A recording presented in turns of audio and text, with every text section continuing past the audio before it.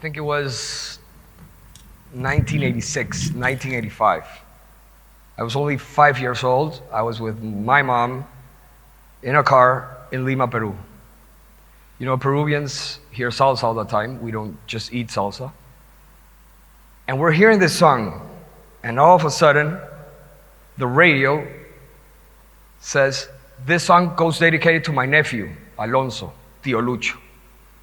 I immediately jump from the seat right next to my mom, right behind the radio. I was like, Tío Lucho, looking.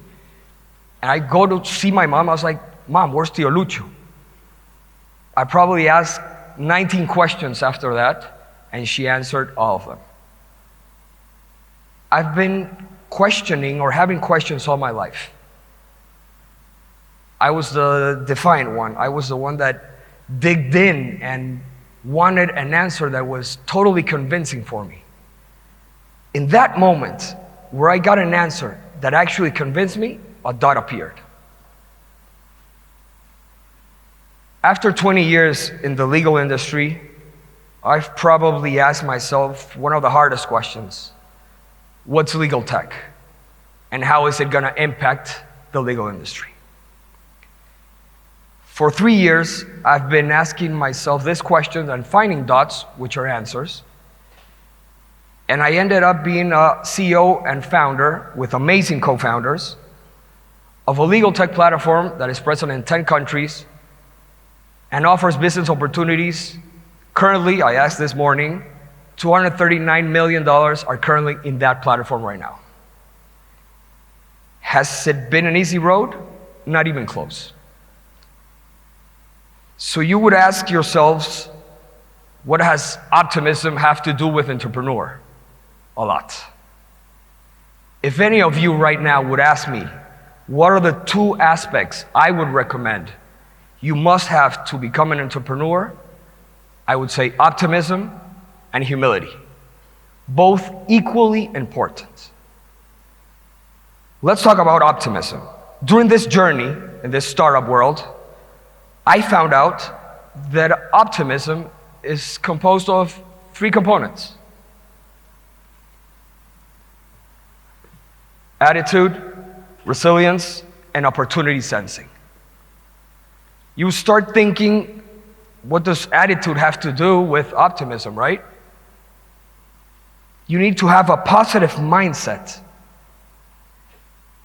to clear your mind and take gut decisions, fast decisions, decisions that probably are very difficult if you are not optimism. You start believing in yourself. As I stated before, it's not an easy road, and that's where resilience comes in. You take hits, and you're going to take a lot of hits. But that optimism that's inside you gives you the persistence, the consistency of falling down, taking hits, and standing up one more time. For 3 years, I've been answering questions and taking hits. But I came up. And the best part, for me at least, is the opportunity sensing. This optimism that we have inside ourselves gives you the ability to have a plan A, a plan B, and a plan C. Because you have creative thinking in you. And that's what optimism showed me what's about. But there's something that maybe if you're not an entrepreneur, you may not understand. A lot of people believe that having a startup is, oh, he has an idea, he's a millionaire. That's a fiction movie. You know the reality? The beginning, the messy middle, and the end. What's the messy middle? Hit, flip. Yes, no. We have a product, I want to quit. I love everybody, I hate everybody. It's up and down, up and down. What kept me going? Optimism.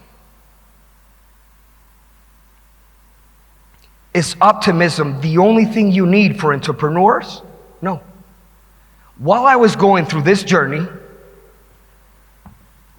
I started seeing dots with my answers.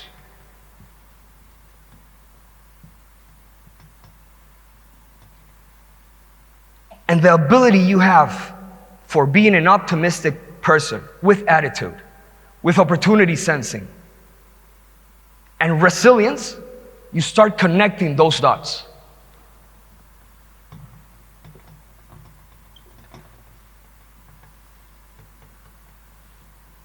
And that's when I came up with the 3 L's. Learn, live, and lead.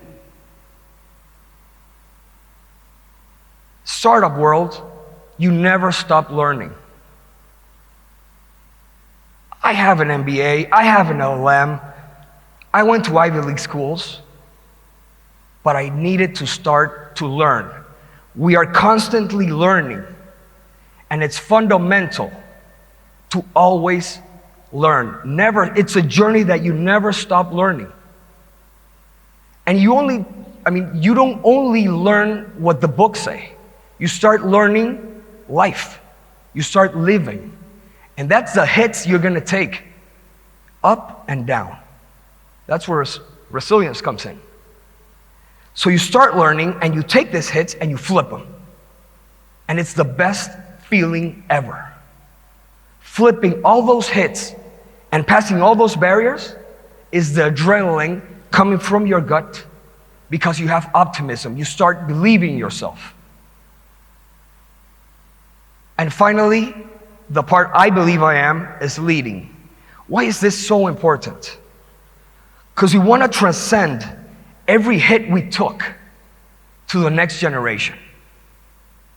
We want them to make less mistakes that we made.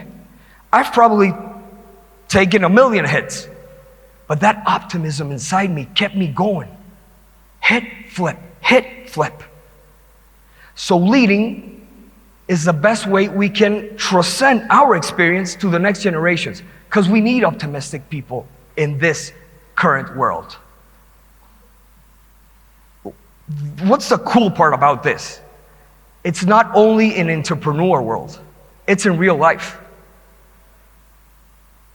And I'm gonna focus on the leading part. In June 7th, on a Sunday, my mentor, father, and founding partner passed away. 3 days later, I was back at the office, and 50 employees just looked at me. What's next?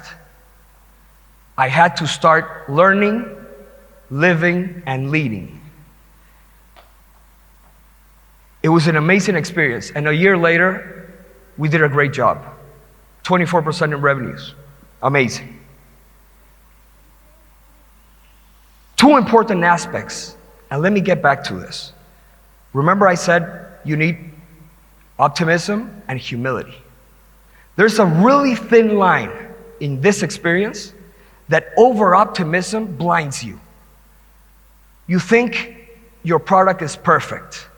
You think you're not gonna fail. You think you're the smartest person in the room.